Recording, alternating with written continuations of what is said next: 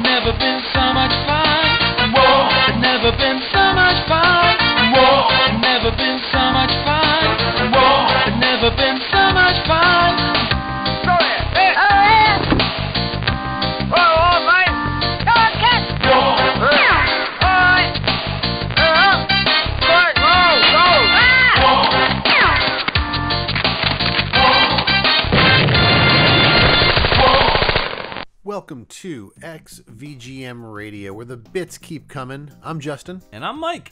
And this is episode 81. Same song, different system. Consoles versus handhelds. That's right. We're doing it a little different. Trying it a new way, a new method. And we've picked some pretty interesting stuff here to compare for handhelds versus consoles. I kind of cheated in a little bit, here and there. You. I know, I'm sorry, but I think that you'll appreciate it. I wouldn't say it was a difficult episode to do, but it was not as easy as I thought. Me neither. I feel like that tends to happen. Like, we have this idea, and we're like, yeah, it's a cool idea, and we go to do it, and we're like, why is this so hard? Why? Like, in my head, it was like I had these examples, and then I can't remember what the examples were, or it turns out that I was just wrong. Yep. But I've been there. Yeah. I did some searching long and hard. Gross. Nice. I realized that at first the things that I was picking were basically all NES and Game Boy, and I was like, that's not going to be fun. So I kept one of them. It did the same thing. Really? But then I realized, wait, there's so much more. There is. Yeah, so that's why I'm saying some of my examples are kind of like a stretch, if you will. The goal with this is to pick songs that sound the same in terms of composition-wise. So it's the same song, right, but it's on a different system.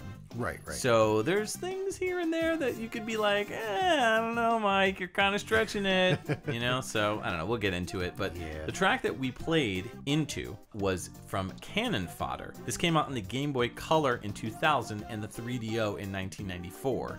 This track was called War Tune. The first version that we played, the obviously much more clear and clean version, was on the 3DO, which came out in 1994.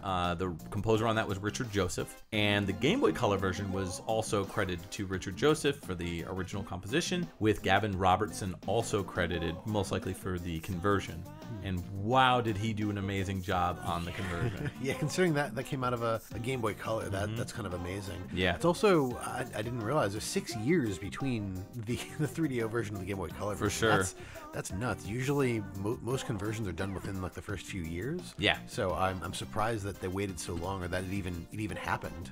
Yeah, it's really interesting, this game. We could go on and on about it for a while, just based on the controversy of this song. I mean, the music is this like reggae, chill vibes, really bouncy kind of track that you really get stuck in your head. It's a great song. But it was pretty controversial back in the day. I understand why.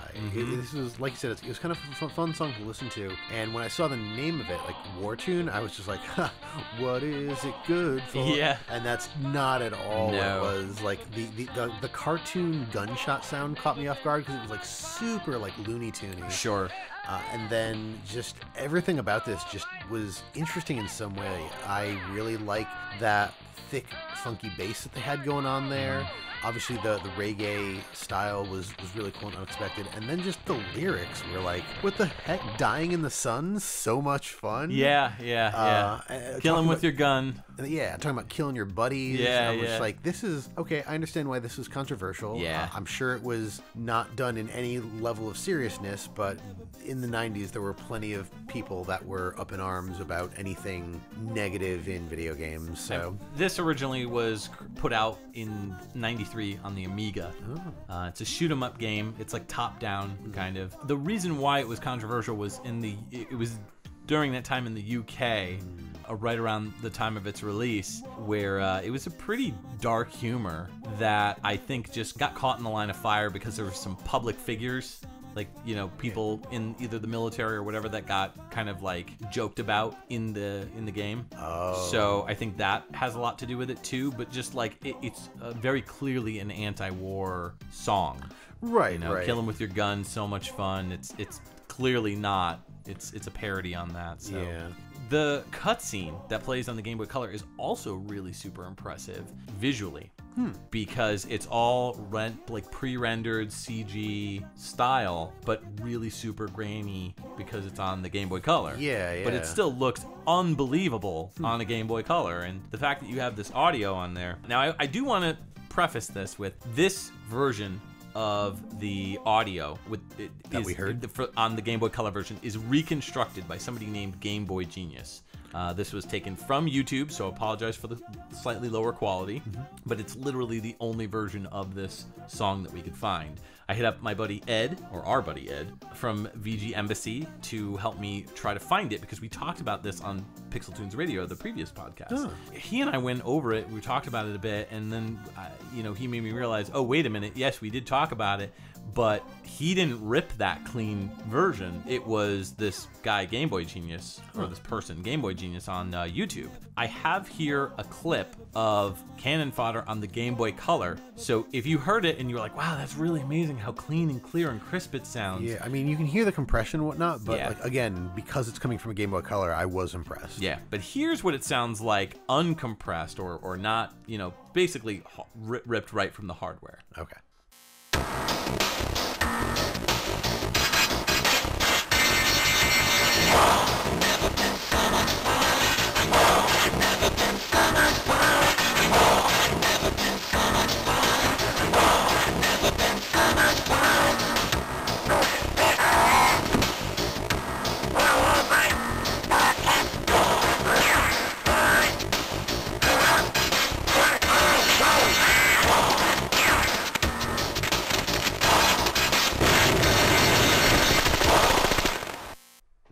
Wow, that sounds awful. It sounds so bad. I mean, granted, it's the Game Boy Color, but still, like, War never been so much fun. like they sound like awful, creepy robots. I mean, I guess that's what you get with the sound chip that's on that. And Sure. I mean, not that it's a bad sound chip, but like I said, I was impressed at how clean it sounded for what it was originally. And it's just like, oh, cool. And now with that, like, I could barely actually make out the words. Yeah, it sounded like they were gargling nails. Yeah.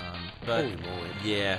So that's Cannon Fodder. It's a pretty interesting game. Richard Joseph was the original composer. They started off with a game called Rad Warrior in 1986, doing sound design. They've done a ton of random stuff all throughout the 80s, well into the 90s. Stormball in 1991, James Pond, Underwater Agent in 1990, Whiz Kid, the story of Whizball 2 in 92. I mean, lots and lots and lots of music. Three Ninjas Kick Back in 1994. I think that's the Super NES game. Action Man Raid on Island X, which is a Windows game. Did actually a bunch of the Action Man games, not the Game Boy Color one though, the one that has amazing Ikumizutani music. So their final soundtrack that they're credited for is Sensible World of Soccer 96-97, which apparently got ported again in 2007. According to this, from what I'm reading. But other than that, music-wise, Sensible Soccer 2006 was their last credit. All right. The Game Boy Color version has Richard as well, but Gavin Robertson is I believe, the arranger. Goalstorm 97 was their first game where they're credited for just simply commentary. Dungeon Keeper 2 in 99, their voice of Enemy Keeper, and then Cannon Fodder in 2000 was their final game. Oh, wow. So they went out with a bang. Boom. Yeah. Because of the shakeup on episode 80, I'm now on the odd-numbered episodes. Yes. So we will move into my first pick here. This is going to be Lethal Weapon. We're going to hear the NES and the Game Boy versions, both of which were released in 1993. The game technically also came out on the SNES, the arcade, the Amiga, the Atari ST, and DOS in 92. Bunch of stuff, yeah. Yeah, but there are some differences, so we'll talk about that afterwards. So we're going to start off with the NES version, which is called Track 4, composed by Neil Baldwin.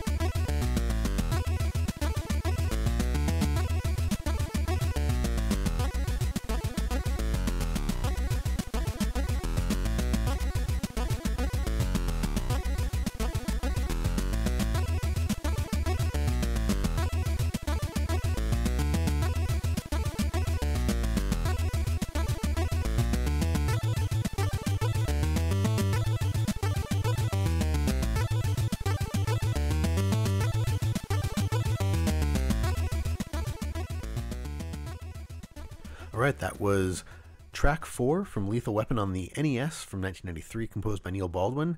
Now we're going to hear BGM 02 from the Game Boy version, also came out in 1993, of Lethal Weapon, also composed by Neil Baldwin.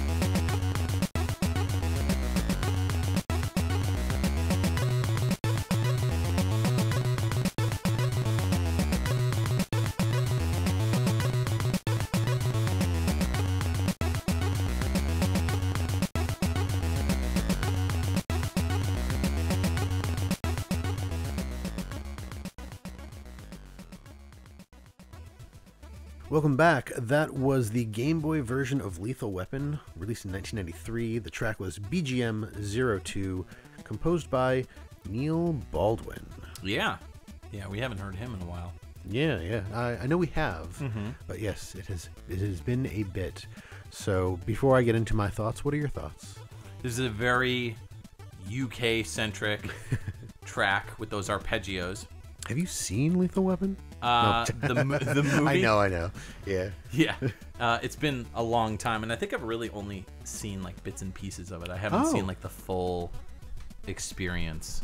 The full trilogy. Yeah, I know that it stars like Murtaugh and Murtaugh Jr. I don't know what's the other guy's name. Well, so far you've named characters, but no actors. Yeah. Oh, it's Mel Gibson and Danny Glover. Right. Yeah. Because when you said stars, I was like, where are you going? Their names of their characters. It's Murtaugh and Riggs, Martin Riggs and Roger Murtaugh. And Riggs. Right. But yeah, the game follows the plot of the first movie. Oh, it does. Fairly closely. I mean, it's short. So I mentioned before we went into this that the game was technically released on the Game Boy, the NES, the Arcade, the SNES, the Amiga, the Atari ST, and DOS, as well as Commodore 64. But like each group is a slightly different game. Like the Amiga, the Atari ST, and the DOS version are all shooters, I believe. The Arcade and the SNES are more platforming, and the Game Boy and the NES versions are more beat 'em up.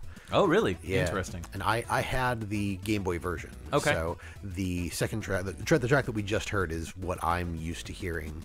And it was another one of those games that I happened to have on the Game Boy, in the handful of games that I have, and it was kind of difficult. I think I did eventually beat it. It's not very long.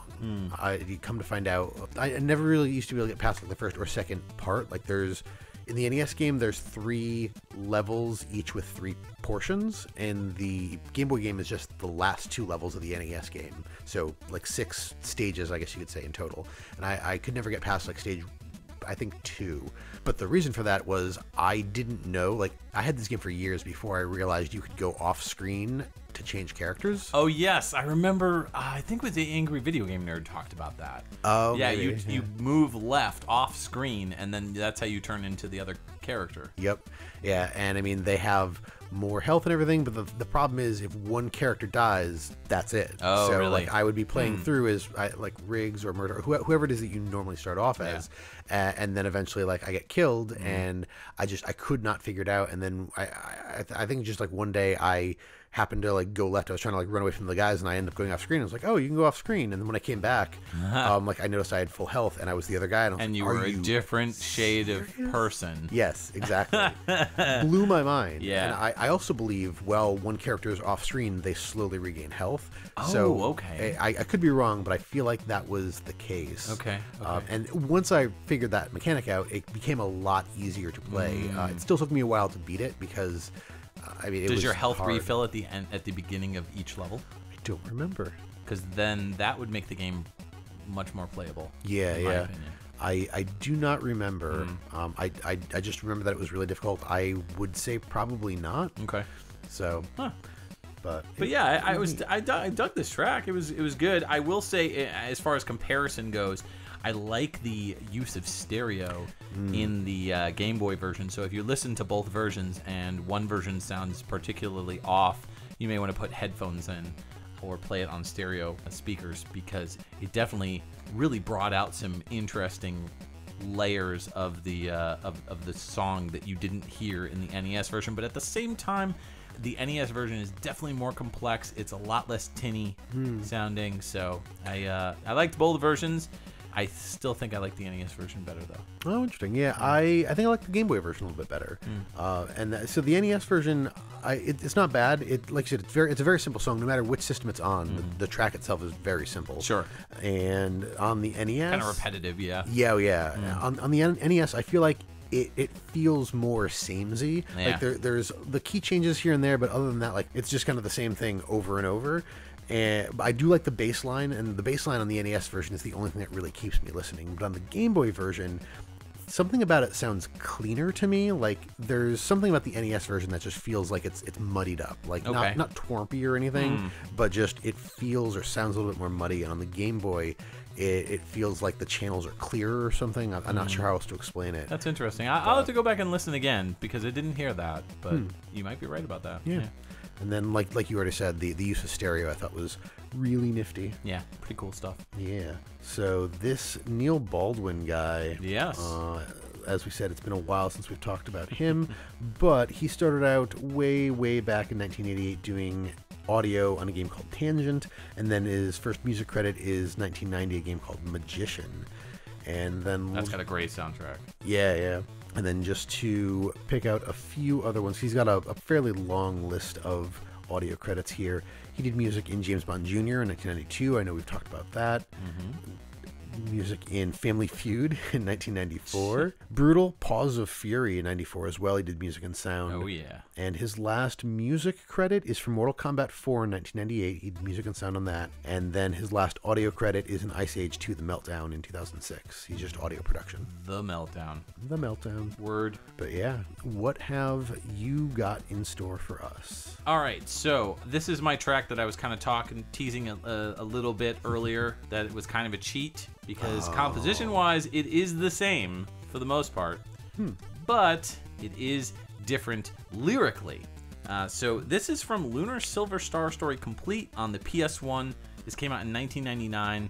We're going to be comparing that version of the song, which is called Wind Nocturne, Luna's Boat Song, to the PSP version, which came out in 2010, and that was on the game Lunar Silver Star Harmony. So same game, just remastered and retouched up and re-released to a brand new audience on the handheld version instead. And that version of the song called Nocturne of the Wind 2009, and I think it's 2009 just because it was recorded in 2009, even though the game released in 2010.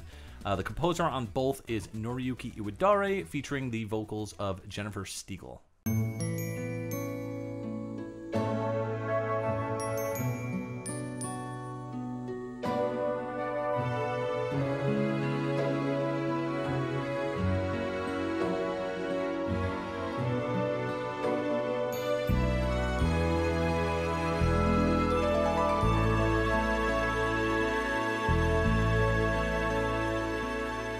Wishing on a dream that seems far off, hoping it will come today. Into the starlit night, foolish dreamers turn their gaze, waiting on a shooting star. But what if that star is not to come? Fade to nothing when the horizon darkens most. We all need to believe there is hope. Is an angel watching closely over me? Can there be a guiding light I've yet to see? I know my heart should guide me, but there's a hole within my soul. What will fill this emptiness inside of me? Am I to be satisfied without knowing?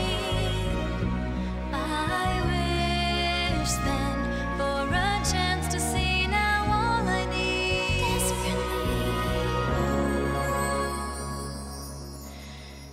is my star to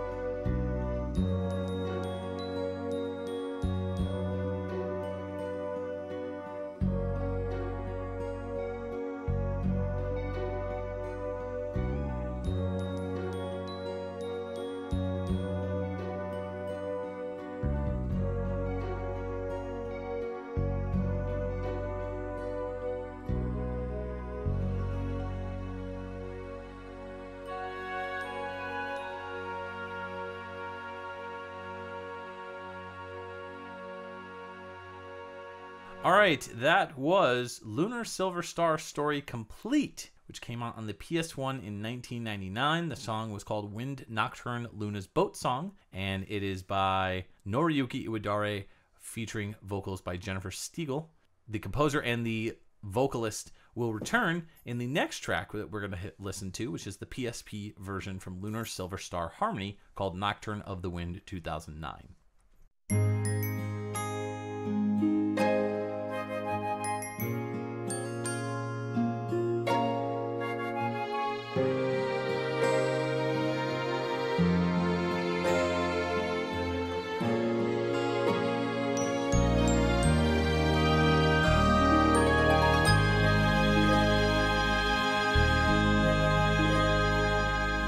casting off from an unknown land, sailing out across the foam.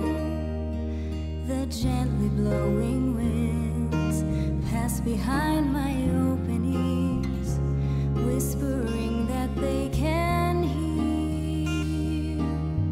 Please, won't you tell me what you know?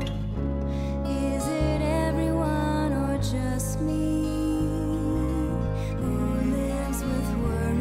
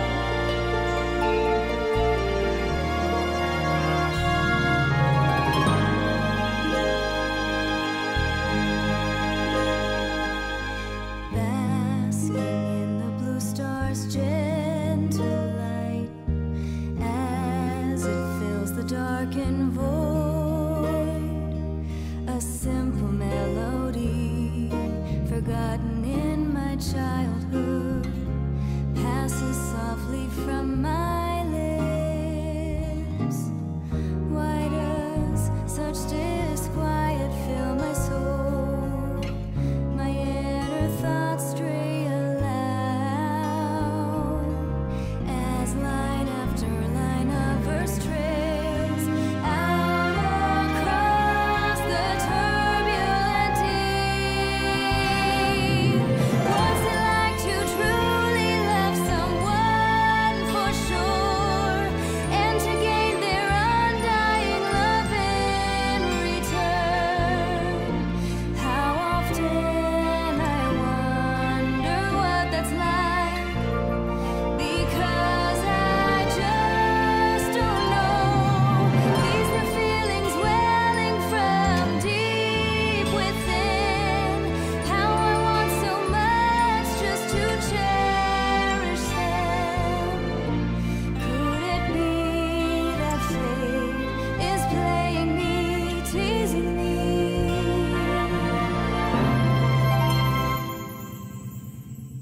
Yet it's just the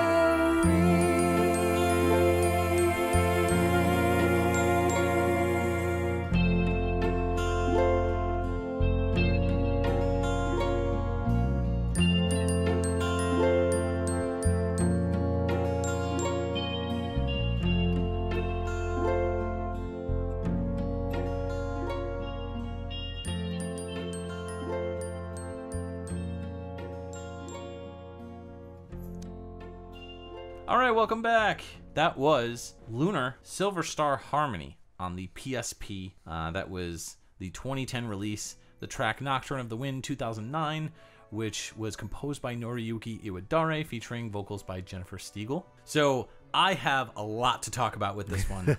So I'm going to pass this off to you. What were your thoughts on the music, the comparison, the lyrics, everything? All right. So I don't have a whole lot of experience with these games. I've not played any of them. I have some friends from high school that were really, really into them, in college too. But so I've seen bits and pieces. It does look like a game that I would play. I think you'd really enjoy it. Yeah, I just never got around to it. Yeah. But yeah, so both tracks, very, very similar.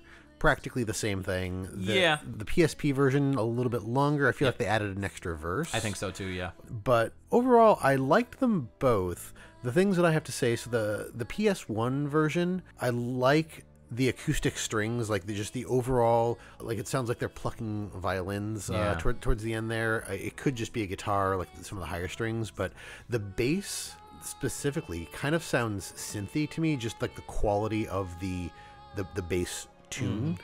So I'm not sure if it was synth and then done as redbook audio, or if it was all live, or what they did, but the bass just sounded too almost robotic to be a natural thing. Almost sounded like an upright bass, but like a synth upright bass. Yeah. And that's not throwing shade at it either. Like, I thought it sounded great. It was just one of the first things I noticed is like the guitar sounded kind of natural, but like the bass, it was there, and it was very present. Like, I wasn't like a thick bass like some of the other stuff that we've listened to, but it just sounded kind of synthetic. May have been MIDI or something like that. Yeah. Like some form of MIDI. Yeah, that's what I'm thinking. Yeah. The PSP version, like that opening sounds way more full. Everything sounds way more natural. Yeah. In 2009, when they recorded this, it likely was just straight up. It was 10 years later. Sure, Exactly. Sure. So there's that. I also kind of prefer Jen's singing voice in the PS1 version than the PSP version, only because, and this is going to sound really weird, but in the PSP version, she sounds older. And again, not throwing shade like, oh, she sounds like an old woman, but she sounds like she sounds like the character is in like their 20s or something. Whereas in the PS1 version, they sound more like a child. Yeah. And again, I haven't played the game, so I don't remember the age ranges of the characters. Yeah. But I would imagine a lot of JRPGs at that time were either like the main characters were either kids or like teenagers. They were like in between. Yeah. I think they were like 18, 19, or 17, something like that. Yeah. I didn't even think of that. Yeah. That's a really good point. Yeah. During the break, you mentioned that you didn't really like the updated version because they changed the lyrics. Listening to them back to back, that was very obvious. The thing that catches me, like the lyrics themselves, I don't think are bad, but it's the way that they tried to keep what seems like a direct translation, because there are some lines that don't sound or feel like they fit. Right. Like there's either too many syllables or whatnot, and I think Jen did a fantastic job with it. Absolutely. But you can just tell that some of the lines, like, she was just like, this is what I'm saying, okay? This is Yeah, what I'm saying. Yeah. Here's the skinny on what happened with this. So just to go way, way back, Lunar Silver Star originally came out on the Sega CD. I don't believe, or I don't remember if the boat song was on there. I don't think it was, but don't quote me on that. I could be totally wrong. I have zero experience with Lunar Silver Star on Sega CD just because I've never played it. It's like stupid expensive, and I was like, the version that I played originally was the PS1 version. That's the one I quote unquote grew up on. I remember being in high school, playing through it, loved every minute of it. The vocals, or rather the lyrics, were redone to fit the Japanese language original better, to make it fit more similar to that, to be more like the original. And the problem is exactly what you pointed out, is that the song was written for a specific cadence that this track follows through. And even though they made it longer, gave it an extra verse and everything, it still doesn't sound right to me. I mean, yeah, when the track opens, like, I remember listening to the PSP version because I was like, oh, the PSP version came out, maybe I'll pick it up. And I was like, I want to hear some of the music, so I pulled up YouTube, and I was expecting to hear "Wishing on a dream that seems far off, hoping it will come today," and instead I heard "Casting off from an unknown land." Like, I was like, what? I was so heartbroken because, like, the biggest thing is right at the end of the original PS1 version, when I think she goes like, "When all I need," and then she goes "desperately," but it's got that echo, and it's got that like faded kind of like in the background kind of sound to it. I don't know what it is about that, and then she kicks into "Is My Star to Come," and that is such like a nice way to end the track, you know. And then it kind of lets the music breathe a little bit, and you've got those acoustic plucking guitars, you've got that kind of fake upright bass going, and it's just is so good, and it's a nice way to fade the end of the track out. But on the PSP version, that never happens. So she says, could it be that fate is playing me, teasing me? But they never do the teasing me. They never make it like fade out, like, or make it so that the audio like is lower and more like in the background. So it's just her singing it. Yeah. And it just doesn't have the same presence as the other version does. So it's just interesting. And it's cool to read the lyrics as to what they were supposed to be. And if you want to find them, you can find them on GameFAQs. Actually, I found them just by literally searching Lunar Silver Star Harmony lyrics, like one of the first like maybe 5 links. If you go to GameFAQs, if you could find it there. Actually, it's more like the 6th or 7th. Why So Much Hate for the New Lyrics is literally the title of the place where I found the lyrics. I could not find them anywhere else other than that. Every time I searched for it, all I found was Luna's Boat Song, which was the original. Oh, yeah. So I really dig this track, and I really dig all the singing in this game. There's, I think, maybe 1 or 2 other tracks that have singing vocals or whatever, but it just gives it like kind of like a Disney quality to the track, especially the PS1 version, you know? That makes a lot of sense, actually. Yeah. But Lunar Silver Star Story is a great, really, really great game. A really traditional, awesome 2D RPG. You play as a character named Alex, and he is like next in line. He like wants to be a dragon slayer or something like that. And then he goes off with the character Luna, who's like his childhood friend, and his other childhood friend, Ramus. Noriyuki Iwadare is the composer on this one, and he started off with Afterburner 2, doing the arrangement. I think we talked about this the last time we talked about him. He did the Famicom versions of Afterburner 2. He also worked on the music for Ys 3, Wanderers from Ys. Carrying on with Steel Empire in 92, which is a great soundtrack. Glaylancer in 92, again, another Genesis game with a great soundtrack. Lunar Eternal Blue and Lunar, of course, Silver Star. Langrisser 2, Grandia, and Grandia 2. So he's done a ton of stuff. More recently, he was an arranger on Super Smash Bros. Ultimate. That's his latest game that he worked on. And right before that, he did the song Beyond the Tempest off of Atelier Firis, The Alchemist and the Mysterious Journey in 2017. So Jennifer Stiegel or Stiegel, we're not really sure, but let's just go with Stiegel because that's how we've been pronouncing it. She is an American actress and singer. She's mostly known for doing like voiceovers in games that were ported over from Japan. Really doing a lot with working designs during the 90s and throughout the early 2000s. Also worked for Xseed. Yeah. So she's also done a bunch of music for religious functions. She's a devoted Christian, so she's done some music in the Rancho Santa Fe area, and yeah, so pretty cool. She also worked on some music for Popful Mail. She did the ending song for that, probably the Sega CD version, most likely. Silhouette Mirage and Vanguard Bandits, you know, all games that were done by working designs for the most part. And she's had some roles, some voiceover roles as well. In Lunar Silver Star Story Complete, she played the role of Royce. And in Lunar 2, Eternal Blue Complete, she played Ruby as well as Jean. Yeah, she's also another game we've talked about, Albert Odyssey, Legend of Eldine. Yeah. She was Cirrus. Yes. So good stuff. I really like her voice. She's got a great voice, very talented singer. So yeah, good stuff. Yeah, for sure. Would love to have Jen on and talk more about her music. Yeah. It's a short resume, but there's some really like classic, awesome stuff from our childhood there. Absolutely. Yeah. Let's move into your next pick. Yeah, this next one's going to be a wild time. The name of the game is Mr. Nutz with a Z. Yes, with a Z. This came out on the Game Boy Color, the Game Boy Advance, the Genesis, and the SNES, all in 1994. We're going to hear the Genesis track first, and it is called Volcano Underpass, and it was composed by Raphael Gascoigne.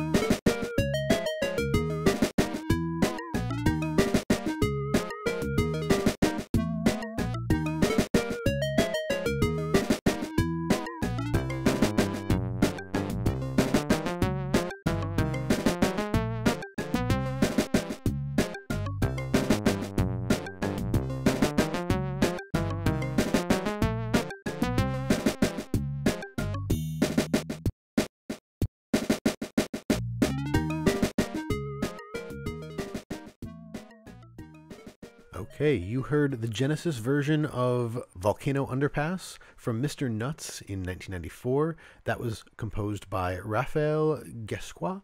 Next up, you're going to hear the Game Boy version of the same track. This is called Track 06, again from Mr. Nutz in 1994, composed by Raphael Gascoigne and converted by Jonathan Dunn.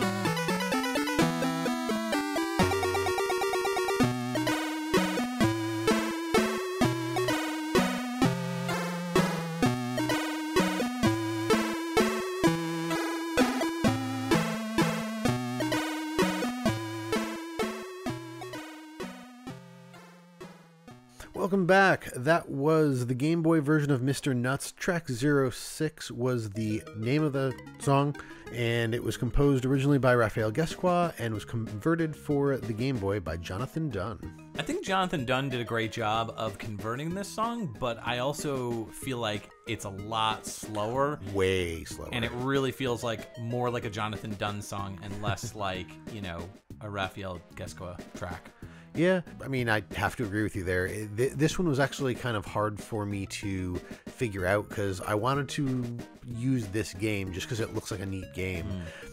But a lot of the tracks, I mean, for one, they're not in the same order. And for two, they all sound really different. So like listening to one track and then listening to another track from a different version, they sounded very different. And I almost didn't pick anything because I couldn't get things to line up. And then I found the Volcano track and I was like, I really, really like this one. It's got kind of like a Middle Eastern feel to it. I was listening to the Genesis soundtrack first and then kind of comparing it to the Game Boy one. And then as I was going through the Game Boy soundtrack, the beginnings of these songs, like a lot of times when I'm comparing, I just listen to like the first 10 to 20 seconds. And so the beginning is very different on the Game Boy. And you have to get into the song to actually hear that it's the same progression, it's the same melody, it's just a lot slowed down. And once I realized that, I was like, oh, thank God. Like I wanted to do this, and I was actually able to. But it was more difficult than I had actually expected it to be. But with this one, the Genesis version, I like it overall. It's a little bit twerpy at times, depending on what instrument you have going on. I thought the drums, for the most part, sounded really good and clean, but at the end, they feel truncated a little bit. Like they don't let the sound play. That just kind of cuts it. And there's a lot that I like in the upper synths, specifically like a lot of the lower synth stuff. That's where I'm hearing a lot of the twarp, but with the melody and the upper synths, it sounds a little bit cleaner, and I just like the quality of them. Yeah. But with the Game Boy version, as we said, it's slower, it's got a different opening, and I agree. I feel like Jonathan Dunn kind of put his own spin on it to make Raphael Guesqua's track sort of his own. It's interesting because for the longest time, I thought that this one was actually a Matt Furnish track. And it totally fits his style. I think maybe the thing that's throwing me off is the lack of Sean Hollingworth sound drivers. You know, he's got that really fat, chunky bass on the Genesis, and this version didn't really have that. I mean, the bass was still really cool. It's still kind of plucky and everything, and I dug it, but I guess I was just really missing those kind of style sound drivers, which, again, I don't know why in my head I thought that I read somewhere that Matt Furniss worked on that, but maybe just wishful thinking. But still, great track. You know, it's weird because the track comes in on that, like, strange circus kind of music. Almost that, like, bum, bum, bum, bum, bum, bum, and then, like, it rolls into the lead melody, but it's still, like, on the Game Boy, it's because it's so much slower, it totally threw me for a loop. And I seriously was like, wait a minute, Justin, I don't think you picked the same song composition wise. He's like, no, I did. And we went back, and I told him, I was like, I gotta listen to the Genesis version again. So we went back and listened again, and I was like, oh, okay. If it weren't for the fact that I had to figure this stuff out myself, I would have been offended. I was just like, you know, I get it. It does sound different, and it took me a while to figure it out. So like as soon as you said that, I was like, yeah, no, we'll play the Genesis, and you'll hear it because you're gonna hear them right back to back. Sure. But going from the Genesis to the Game Boy is the harder version because the Game Boy has this intro that doesn't exist on the Genesis, so it sounds like a different song. And then because of how slow it is, you're just like, hey. And then when you go back to the Genesis, it gets to the melody a lot quicker, so it's a lot easier to identify it that way. Yeah. I've not played Mr. Nutz. Neither have I. But yeah, it looks like an interesting game. A lot of what I've seen has either been the Genesis or the Game Boy Advanced version, but it is a 2D side-scrolling platform game with a character that almost reminds me of Conker. Yeah, a little bit. Yeah, I can see that. He's an orange squirrel. What was Conker a squirrel? Conker was a squirrel, but he he I think was a different type of squirrel. Like he was like a, I don't know, red-breasted squirrel or something like that. I have no idea. I don't know squirrels. That's fair. I don't know squirrels. This ain't a squirrel podcast. In the game, it's, as I said, a 2D platformer. You can run, jump. Some levels have you swim, and you're collecting items. You can jump on most enemies, so it's got like the the Mario. Like a action platformer, like mascot platformer, right? Exactly. Yeah. Actually, exactly. Mascot platformer is the best term to do for this. Your attacks, aside from jumping, is you can hit with your tail, or you can throw nuts that you've collected.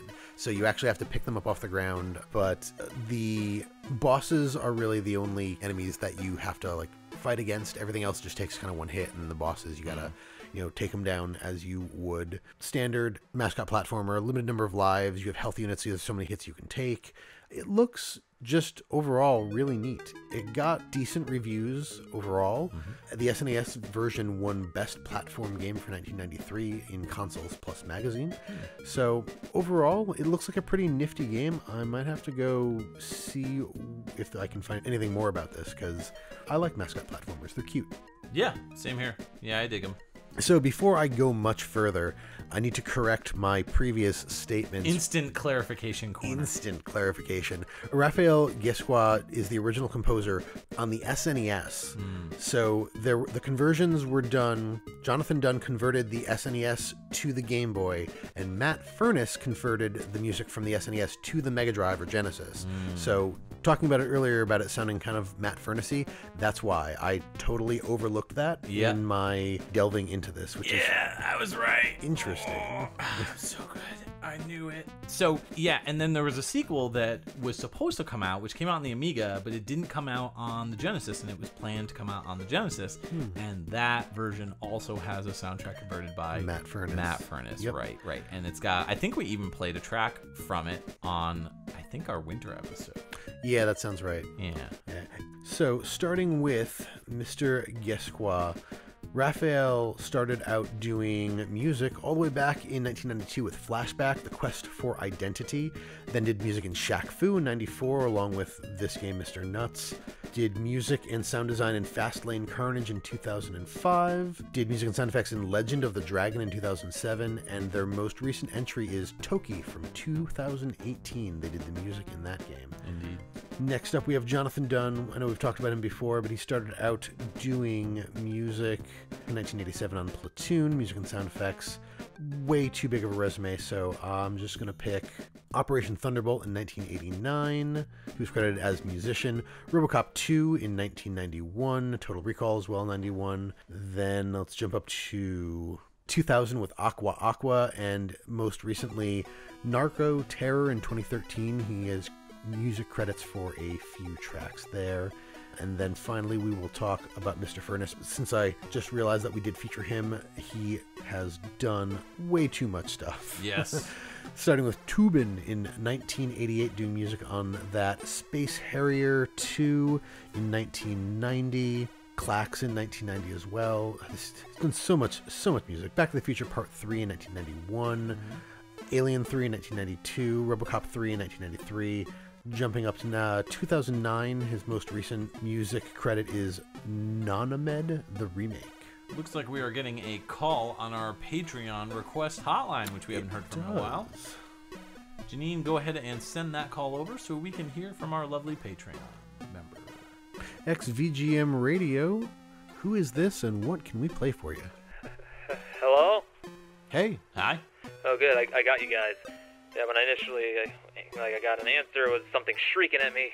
Thought it would, sounds like something if it were to bite me, it would suck out my life force, and then eventually metamorphosize into something even bigger and more frightening, screechier. That's our Janine. Well, I'd like to, this is Rage Cage, and I'd like to request a couple tracks from you guys. Sure. They're McDonald's Treasureland Adventure on the Sega Genesis or the Mega Drive.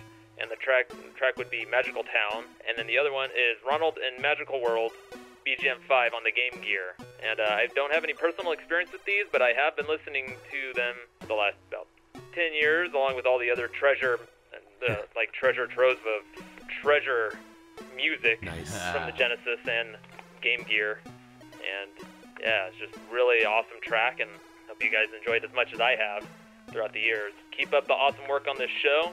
Look forward to so many more. Thanks. All right. Guys, take it easy. You too. Appreciate it. Thank you. All right. So let's listen to Rage Cage's pick, which is McDonald's Treasureland Adventure. This is the Genesis game that came out in 1993. And the track is Stage 2 Magical Town. and it's composed by Katsuhiko Suzuki and Aki Hata. And then we'll come back and talk about the other track.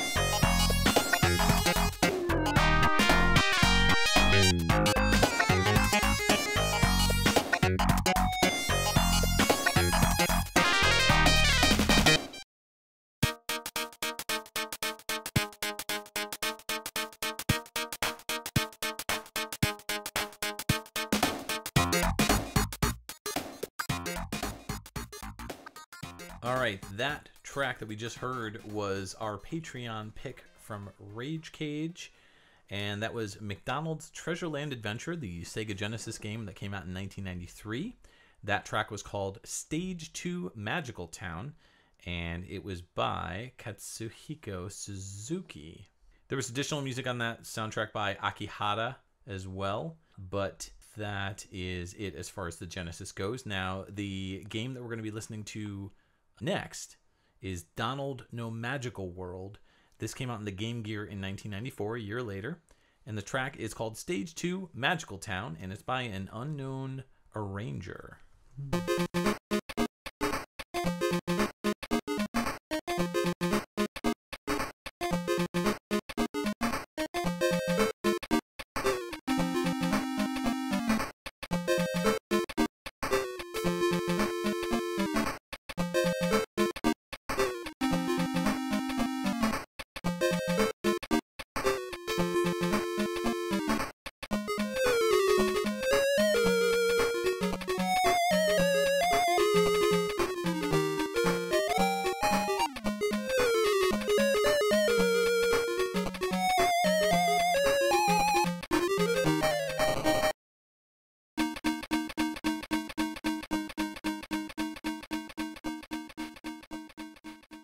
All right, welcome back. That was Rage Cage's second pick, which was from Donald No Magical World, the 1994 Game Gear release.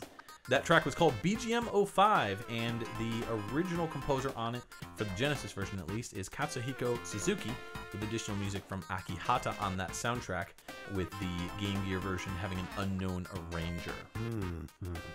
What a difference! Yeah, like I liked them both. I definitely prefer the Genesis version. For sure. It reminds me of some of the music that I really enjoy from the Sonic series. Yeah. I wasn't expecting that. Like, I saw the box art. I saw that it was, a Ronald McDonald thing, and I was like, oh, cool. Burger King's put out games. Almost every fast food chain has put out video games, and they're not that great. Like, I remember the Xbox 360 games that Burger King put out way back in the day. They were fun for all of, 5 seconds. Sure. And sometimes they were fun at parties, but, none of them had memorable music, as far as I can remember, anyway. But this one, just like I said, it reminds me of the music from the early Sonic series, and it just took me way by surprise. Yeah. I really enjoyed the funky rhythm that they were doing with it. I really, really liked that bass line that they had going on. Yeah. Very Sonic, right? Very Sonic. Yeah. And even the upper synths had some Sonic quality to them. Like I'm trying to think. Very Marvel. like Sonic and Knuckles era. Yeah. You know, those really high-end, like, like really high-end. And a little bit tinny synths. at times too, Yeah. but like not like a bad tinny, like it Like Twarmpy. yeah, not like Twarmpy tinny, but like there's just like a twang to it. Yeah. And the Game Gear version, definitely simpler, very, Yeah. very obvious. Same melody and bass line. I feel like it doesn't hit as hard as the Genesis version for many obvious that reasons. bass just crushes that track. Absolutely. Yeah. But what I did like about the Game Gear version is I felt like the melody stood out a lot more on the Game Gear version because it didn't have the bass to steal the show. I agree. I agree. And I feel like there was a little bit of riffing or something. It felt to me like there was something more going on in the melody in the Game Gear version than the Genesis, but it totally could have been in the Genesis version as well, and I just missed it because that bass. Right. Dat bass. Dat Treasure bass. Yeah, this game was developed by Treasure, which at the time was a brand new company made up of all ex-Konami employees. Yeah. So this was kind of like their trial by fire, so to speak. Trial by grill. McDonald's Treasure Land Adventure.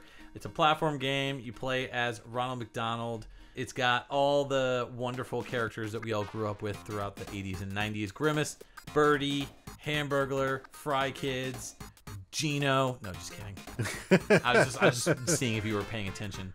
So you are trying to find pieces of a map so that you can find a hidden treasure. And that is literally the plot of the game. So yeah, you can move forward and you use like magic dust to like kill bad guys, and then you've got this scarf that he uses to like grab onto hooks, kind of like Super Castlevania 4 a little bit. Ooh. Yeah, it's pretty dope. The game's fun. It's actually really fun. It's got great music, and literally they were like, all right, McDonald's is paying us a boatload for this game. We may as well make a really good game just to kind of set the standard of what a food licensed video game can be. Yeah, no, and that's the thing. Like, I feel like they set that bar and then everybody went, yeah, no, thanks. Yeah. Because I cannot think of another food-based licensed game that was actually good. No, So, that'd be a good episode idea. So, I mean, you got like Cool Spot. Mm-hmm. You've got the Chester Cheetah games. you got Yonoid. Yonoid. I think we talked about, in the license games episode. Yeah, I know we've talked about it at some point. Yeah, you got the Xbox 360 Burger King games. Yep. Got this. Yeah, there's a decent amount of things to pick from. I just Arby's. don't really. Well, technically Shovel Knight. So Shovel Knight recently had a bunch of DLC that you could get if you go to Arby's and you buy Arby's food. And it turns enemies into different food items if you put in all the DLC codes. That's funny. Yeah. So like roast beef sandwiches and beef and cheddar sandwiches and curly fries and yeah. Anyways, so the composers on this one will start off with Katsuhiko Suzuki. Started off with Twinbee 3 Poco Poco Daimo in 1989. Then moved on to the NES with Roller Games in 1990. Worked on the Stellar Lagrange Point or Lagrange Point in 91. That's the only game to have a VRC7 chip in it, audio-wise. There was a Tiny Toons game that had it for other stuff, graphics or whatever, but... Was that Scary Dreams? No, it was Tiny Toons. I think it was just like Tiny Toons 2 or something like that, but the Famicom version. So he worked on Dynamite Headdy, Light Crusader, Guardian Heroes, Silhouette Mirage. I mean, like, he really did some top-notch stuff with Treasure.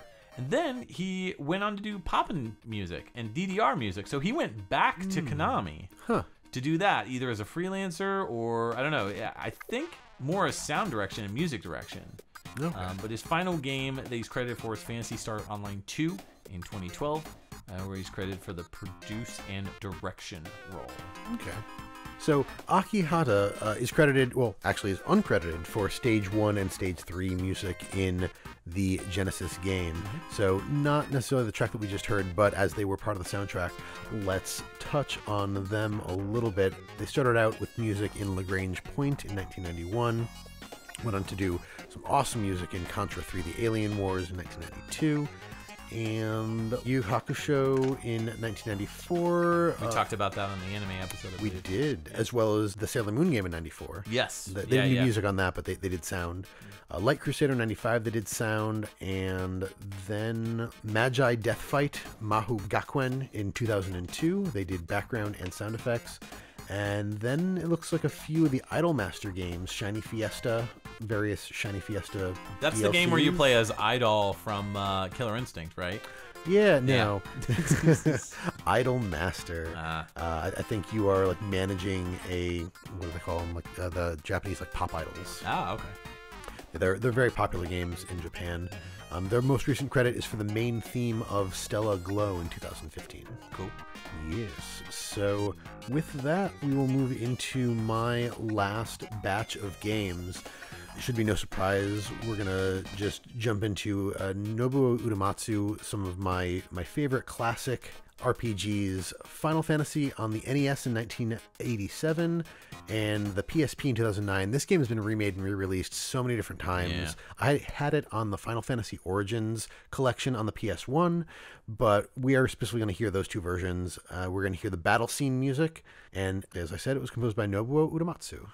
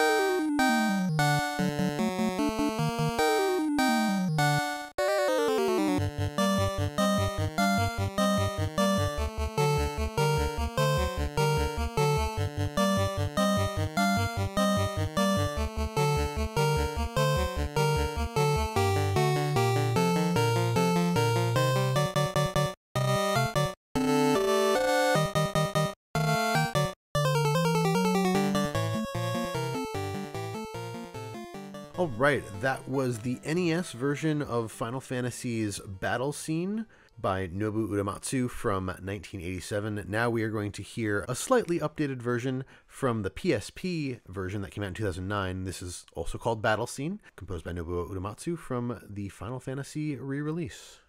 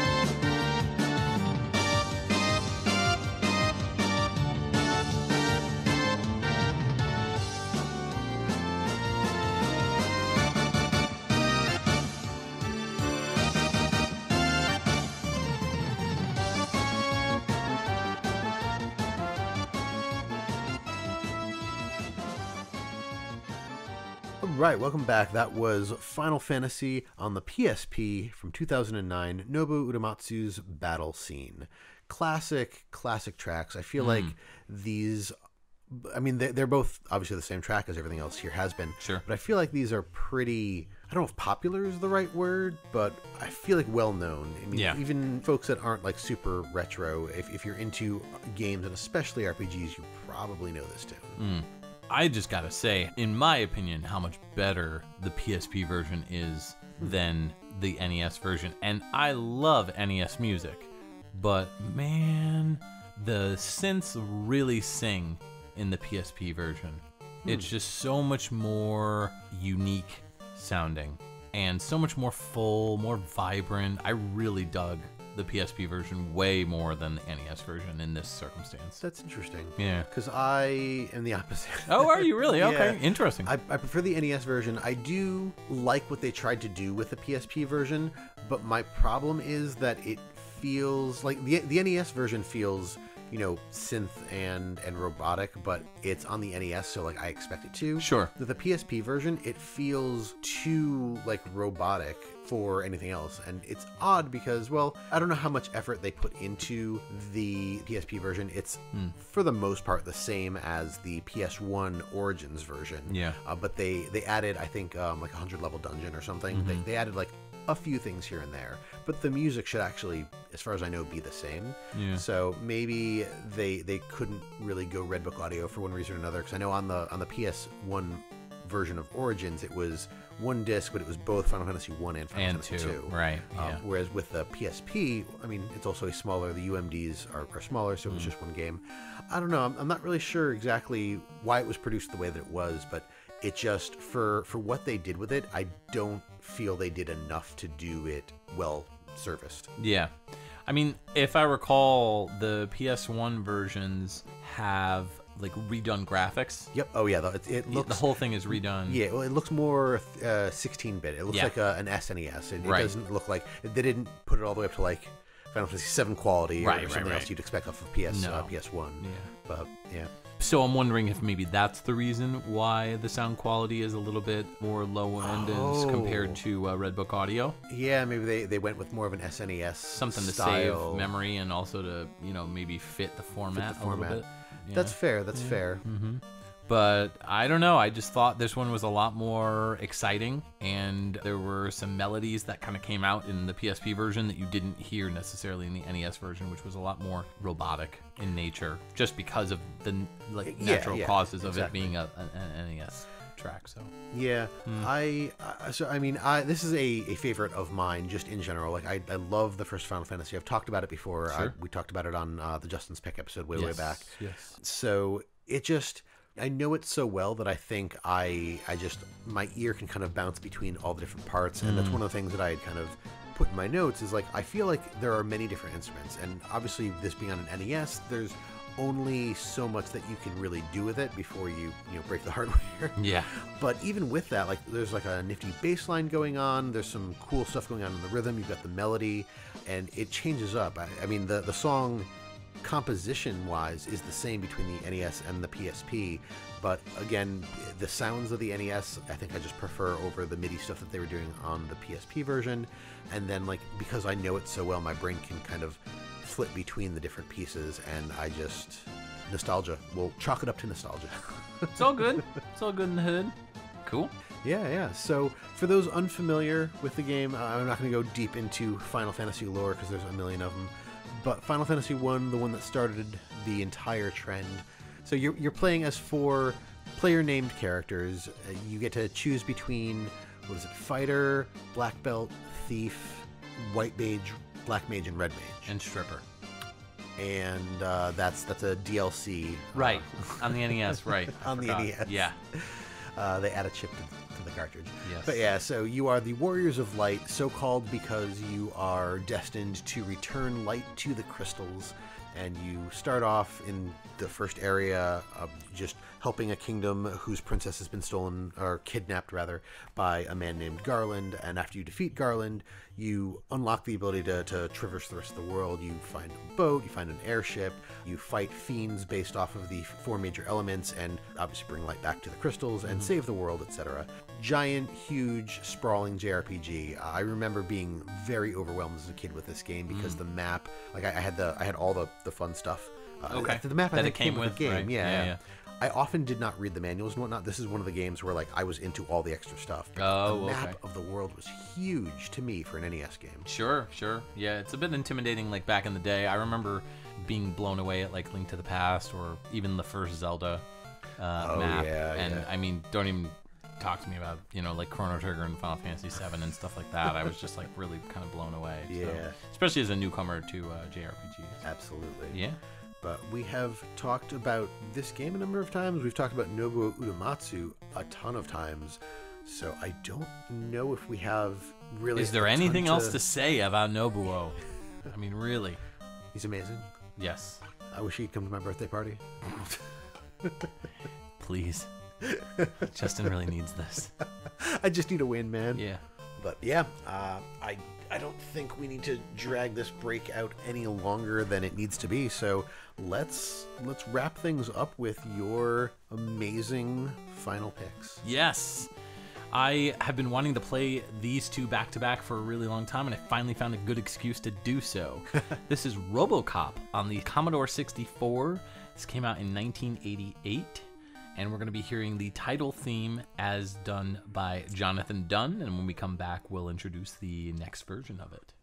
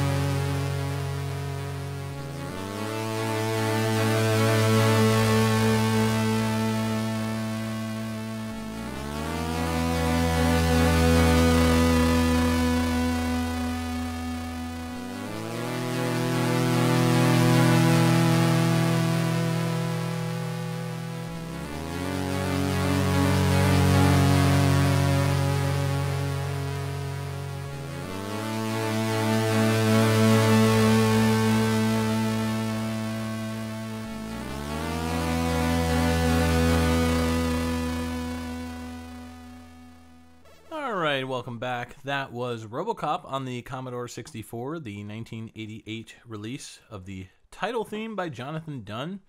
Next up, we're going to hear the Game Boy version, which came out in 1990, 2 years later. Again, the title theme by Jonathan Dunn.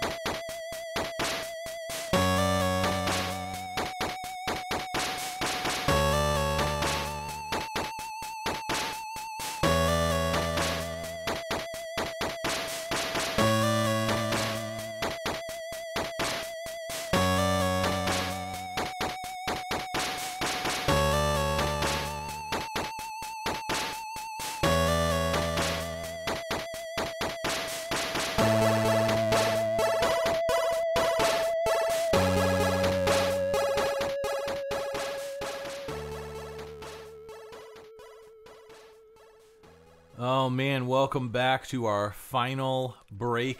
That was, I don't know, the song that I'm going to hear when I get rolled into a casket.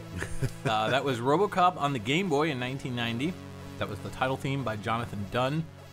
I love both of these songs. Yeah, Good.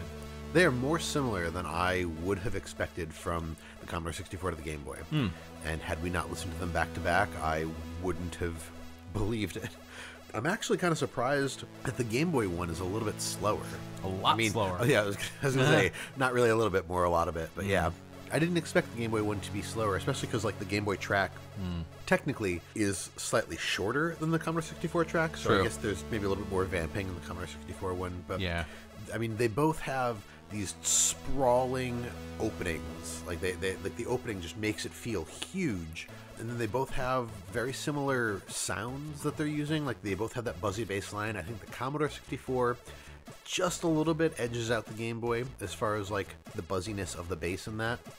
But that's just for me. And the Game Boy, I didn't hear the Commodore 64 using any stereo, but the Game Boy definitely had some stereo stuff going on. I gotta say, the sounds that were coming out of the Commodore 64 version were really impressive. Like, you've got those, like, Yeah. those really, like, reaching notes that just, like, it sounds like it's ripped from the bowels of hell. Like, it's just, like, so intense and good.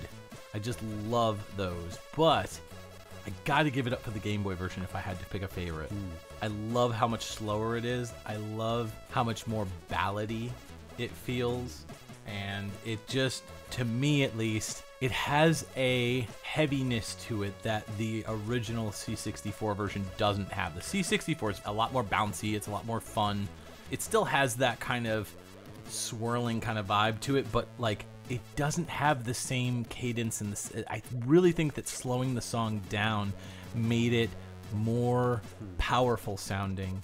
I feel like that was making up for the fact that the Game Boy couldn't do those like really big reaching sounds. So instead, the Game Boy focused on what it can do best, which is do everything slow. Yeah, so one of the things that I noticed we started with the Commodore 64, and it felt very slow to me, just in general. Not like it was too slow or anything, but I was like, oh, this is like a slow, cool jam.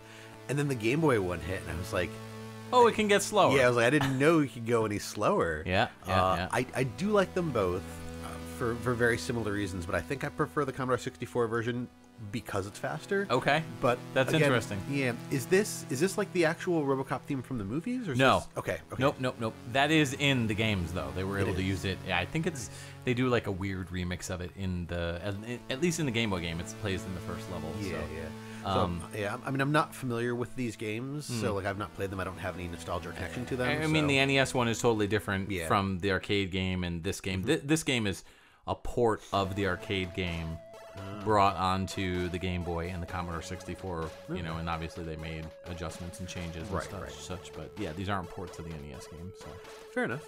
Yeah, because that was done by SAS Sakata, and these RoboCop games were done by Ocean for the Commodore 64 and Game Boy versions. There's a really interesting article on Nintendo Life. It's an article called How RoboCop's epic Game Boy theme tune lives on for 30 years later. But the one thing I would want to touch on is that the Game Boy version was used in a washing machine commercial. Really? Yeah. It's a commercial called Ariston. This is one of them VGM trivia things that, like, if you're a super VGM nerd, you know what I mean? But it's like one of those like more popular ones that a lot of like hardcore VGM people are like, oh yeah, I knew about that. You know what I mean? But yeah, if you watch the Ariston commercial on YouTube, just type in on YouTube Ariston, which is Ariston, and RoboCop, and you'll get the commercial, which is basically a weird, very weird commercial, really well done, but very weird commercial of these endless loops of people doing stuff, like taking clothes out of washing machines, putting clothes in dryers, that sort of thing. Is it a Japanese commercial? No. Oh, wow. I don't believe so. So go check out that little commercial. It's a fun watch. Jonathan Dunn, we talked about earlier in the episode, so refer back to that.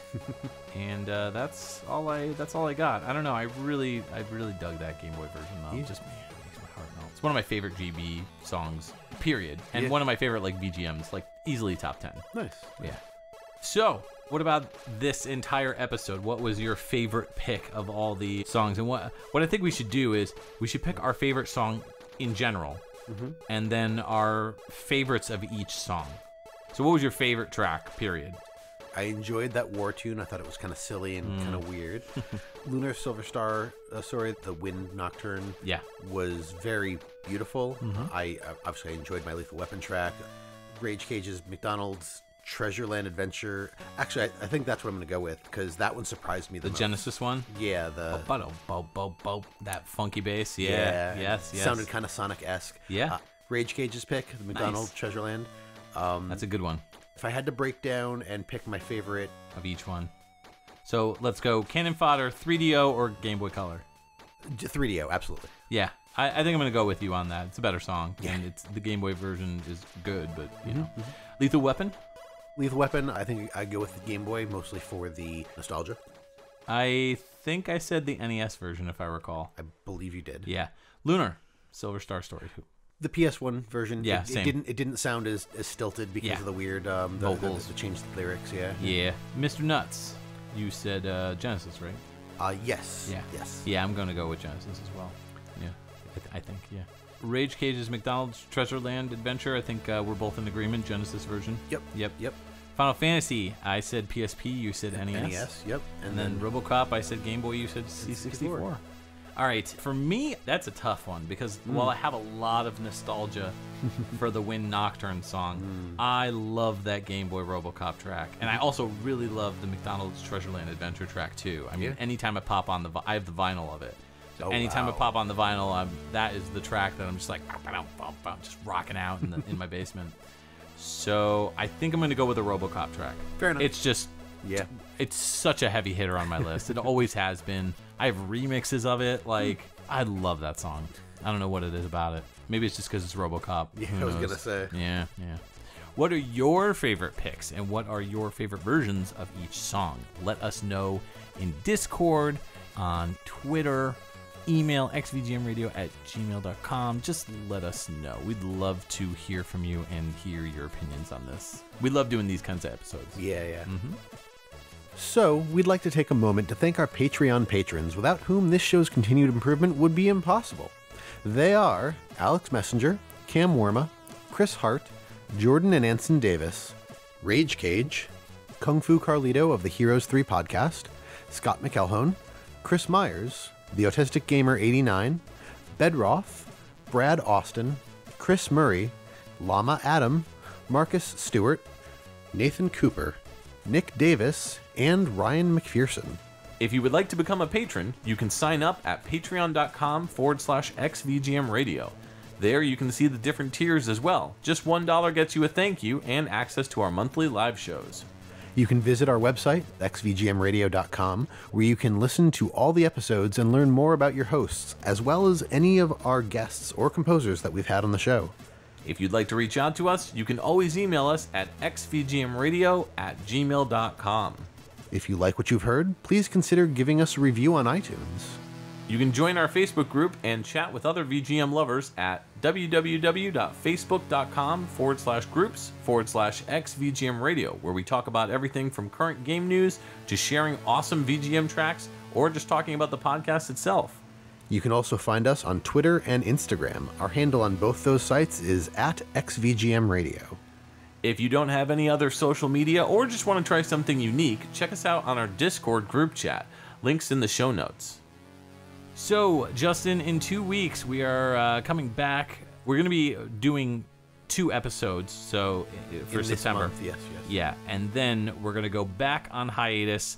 Life is just a little bit too crazy right now, so we're going to go back on hiatus and do monthly episodes for the time being, and maybe just after the new year we'll come back and do it, or we may not. I mean, it really all depends, but if you still have a craving for 2 episodes a month, if you are not a patron, go to our Patreon page. It's only $1. You can get access We always do a live patron episode, and you can catch it even if you can't catch it live. You can catch it on Patreon. So. That's right. Yep. All right, so in 2 weeks, we're coming back with a guest. We are going to be coming back with the one and only Barry Leach. That's right. He is such a star. He goes on all these various different VGM podcasts and talks about, Top Gear and talks about his Horizon Chase Turbo. And, I'm glad that he's got that and he's talking about Horizon Chase and everything. And, but there's so much more stuff to this guy. Yeah. He's got so many good game soundtracks, and it's well worth exploring. So we're going to do a deep dive on some of his lesser-known titles, maybe some, popular stuff here and there, but, I think we're going to stay away from the Top Gears, the Horizon Chase Turbo. We want the rest of his soundtracks to breathe. Yeah. So we'll be talking to him about his process, how he works, and everything. It's going to be a good episode. It'll be a whole lot of fun. All right, so this is Mike And Justin. signing off for XVGM Radio. Trial by fire, so to speak. Trial by grill. Or Whopper, Fry-later. Whopper's Burger King. Oh, yeah, right. I was going to say Trial by Big Mac. I was going to say Trial by Griddle, and then I was like, no, Trial by McGriddle. No, Trial by Grimace. Grimace is just wearing one of those big white wigs. Because I don't know if you know this, but nothing can kill the Grimace. Nothing can kill the Grimace. That's right. So... Can anything kill the Grimace? Nothing can kill the Grimace. That's right. Thank you, Clerks cartoon. Anyways. Well played. Clerks. Yes. Yeah. Anyways, so the composers on this one, we'll go with Katsuhuki. Yeah. Katsuhuki. Hooky Dookie. Katsu Hikoduku. And then RoboCop, I said Game Boy, you said C64. Yep. Interesting. C64. I said N64. Yeah. Oh, that'd be awesome if there was a RoboCop game on the N64. That'd be dope. I Somebody love should that. get on that. Oh my goodness.